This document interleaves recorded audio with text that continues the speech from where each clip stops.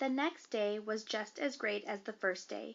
We went horseback riding in the morning, and in the afternoon we rappelled up some ginormous trees with the help of the nature guides. By the time we got back to the cabins for dinner, we were all really tired again.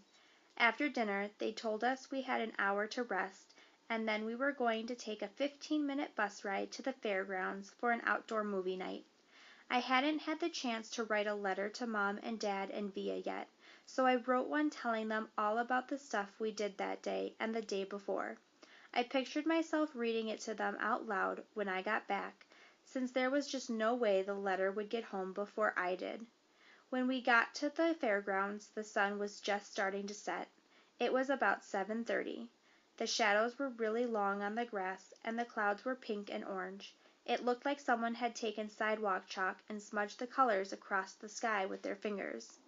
It's not that I haven't seen nice sunsets before in the city, because I have, slivers of sunsets between buildings, but I wasn't used to seeing so much sky in every direction.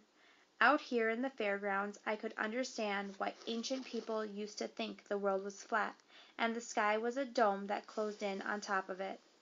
That's what it looked like from the fairgrounds, in the middle of this huge open field. Because we were the first school to arrive, we got to run around the field all we wanted until the teachers told us it was time to lay out our sleeping bags on the ground and get good viewing seats. We unzipped our bags and laid them down like picnic blankets on the grass in front of the giant movie screen in the middle of the field. Then we went to the row of food trucks parked at the edge of the field to load up on snacks and sodas and stuff like that. There were concession stands there, too, like at a farmer's market, selling roasted peanuts and cotton candy, and up a little farther was a short row of carnival-type stalls, the kind where you can win a stuffed animal if you throw a baseball into a basket.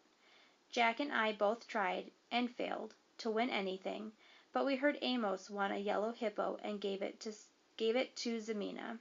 That was the big gossip that went around, the jock and the brainiac. From the food trucks you could see the cornstalks in back of the movie screen. They covered about a third of the entire field. The rest of the field was completely surrounded by woods. As the sun sank lower in the sky, the tall trees at the entrance to the woods looked dark blue. By the time the other school buses pulled into the parking lots, we were back in our spots on the sleeping bags, right smack in front of the screen, the best seats in the whole field. Everyone was passing around snacks and having a great time. Me and Jack and Summer and Reed and Maya played Pictionary.